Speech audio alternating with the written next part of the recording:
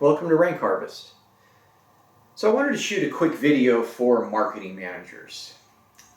We have a lot of friends who are especially digital marketing managers at various corporations, and we don't do SEO services for friends and family members, except for some free goodies here and there. But because of this, they're always asking us, how do we pick an SEO agency? This is especially true recently because there's going to be a lot of pressure on marketing managers to hire the right SEO agency due to people being stuck at home on lockdown. Now, lockdowns are both the best opportunity ever for online businesses, but also the easiest way to fail. There's going to be winners and losers in this, and picking the right SEO agency is absolutely critical. Especially for, let's just say brick and mortar stores are going to be going online, and companies that are already online are going to be trying to get even more share of search. SEO has just never been more important than it is right now. And marketing managers are quickly having to become SEO experts. Not so much because they have to execute the SEO themselves, but they need to understand how to pick the right services and have an understanding of how an SEO strategy fits into the larger marketing strategy for a brand. So I'm going to cover just a few ways to mostly eliminate the wrong SEO agency. All marketing managers have the same problem, which is they get pinged constantly from SEO agencies all over the world promising first page results tomorrow. And how do you possibly sort through that and pick a winner? The first thing I tell people to do is look at the email address. Is someone sending you a solicitation from, let's say, a Gmail or a Yahoo address? That's a flag right there. That generally tells me that this person is a reseller, and they're going to get a finder's fee or a commission for connecting interested businesses to an SEO agency. In fact, they might just sell sort of your contact information or your business lead. They might put it in a pool and sell it to the highest bidding SEO agency. And I'm not saying that it's impossible to get matched up with a good SEO agency in that kind of scenario, but it's kind of a gamble. You want to see an email address that ends in the domain name of an SEO agency.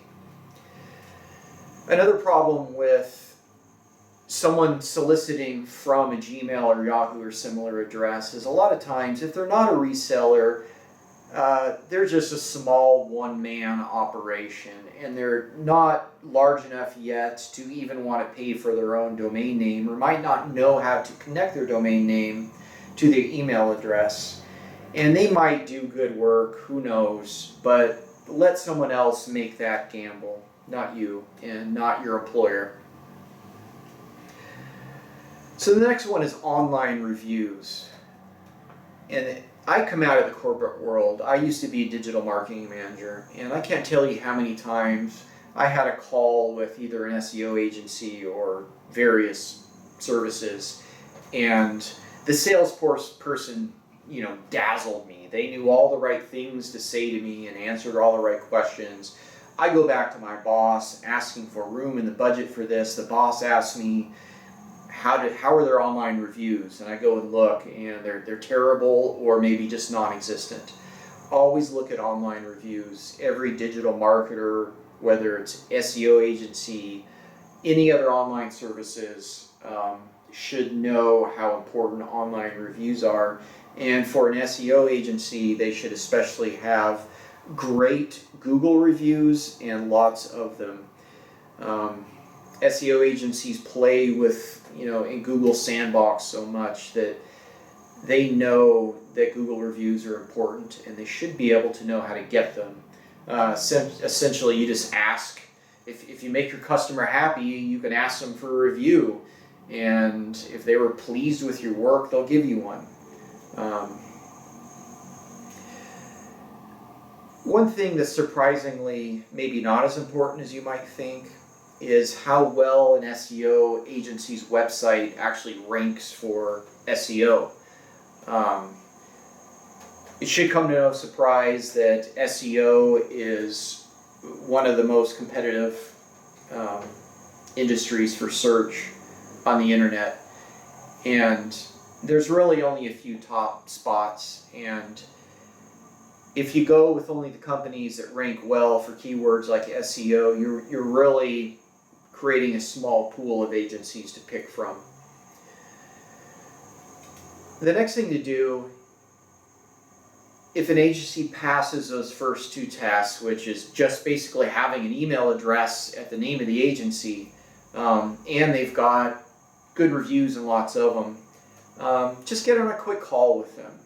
It doesn't mean you have to sit through a half-hour pitch. I mean, frankly, you can literally hang up on these folks 5 minutes into a call. You don't even have to be friendly about it. And trust me, as doing SEO sales calls firsthand, you get hung up on a lot and you get over it. So trust me, you can hang up that phone and the person on the other line is going to be okay with it. They're probably just going to move on to the next person on their list. When you get these people on the phone, of course they're going to make all kinds of promises. But don't be scared to ask for pricing almost right away. And they hate this question. They want to sell their brand and kind of dazzle you before showing you the price tag. But you can be direct. You can be like, look, tell me, how much is this going to cost me? What's your pricing? What's your average customer's budget? They might not have a direct answer for you, and in a way they shouldn't, because if they haven't done a thorough audit of your website and don't understand your business goals, in a way they shouldn't really know how much to charge you. But by asking this question, you can get a good feel for kind of how they operate. If they're operating on a script, this person might not know anything about SEO and is just reading off a script, and that script might tell them, do not give pricing. Or they might say something like, you know, I can't give you pricing, but I'll connect you with someone who can. Those are all red flags. Another red flag is if they're just, you can tell if you ask for pricing and they start to get desperate and say things like, well, we give, half off the first month, we'll give you a toaster, whatever. An SEO agency that's desperate for your work or for your business, that's just not a good sign. Look, SEO agencies, including Rank Harvest, obviously we need sales to stay in business, but we're not going to give you a bunch of free stuff or make a bunch of false promises to get you in the door. Another thing you can do once you have these people on this quick call is ask them to pull up their SEO analytics software in real time, have them look at your website and tell you what they find. It's an easy way to quickly discover if the person you're talking to actually knows anything about SEO, or if they're just, again, trained to kind of go through a script and you're just going to be handed off to a real salesperson, or your sales lead just sold to the highest bidder. If they know what they're doing, they should already be in front of a computer. Every SEO professional has an SEO platform that they're comfortable in. They can pull up your website, and frankly, they should have done this before they even got on the call with you anyway. But they can pull up your website. They can say, you've got a lot of content, or you don't have enough content, or you have no backlinks, or you've got a lot of backlinks, or you're ranking for these keywords. You're almost on page 1 for these others. They should be able to give you a lot of information in a very short period of time if they've been doing this a long time and they know what they're doing. Another red flag is if they require a contract. It doesn't benefit you as the marketing manager or as the client to enter into a contract. Contracts only make sense if, let's say you're a mid or large size company and you need 10,000, 20,000 or more a month of SEO services. Well, this SEO agency is likely going to have to hire some additional resources to be able to manage your account. And they in that sense, maybe they do need a little bit of protection that you're going to be around in 6 months or a year. But anything less than $10,000, never sign a contract. If they require a contract, just run in the other direction.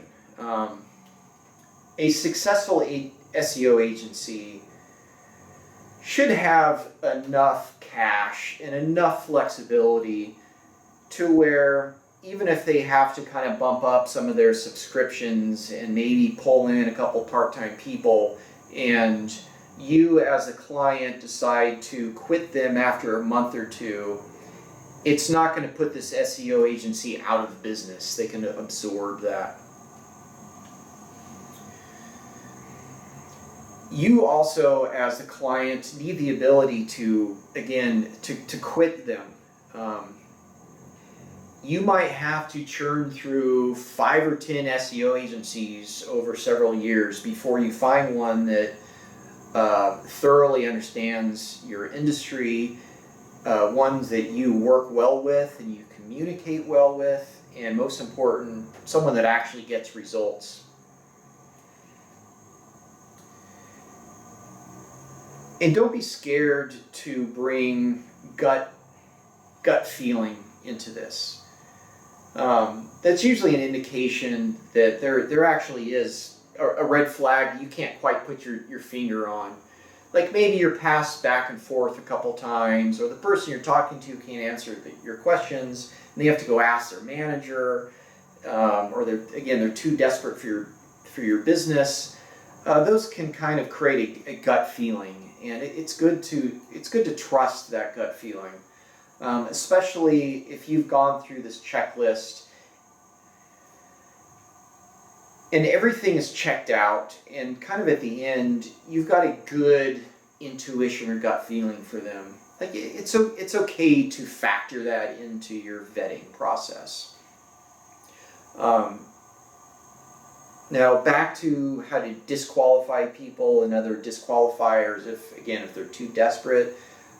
If they're willing to come down dramatically in price, that's not a good sign. In fact, an SEO agency should be able to give you a quote and stick to it. If that quote, here at Rank Harvest, we almost never come down on price. We may offer a little bit of upfront incentive, like maybe an extra page or two of content writing or something like that, but we estimate we do estimates accurately for what the customer needs and what's also going to work well for us right from the start. We don't put a bunch of padding in there to be able to negotiate down.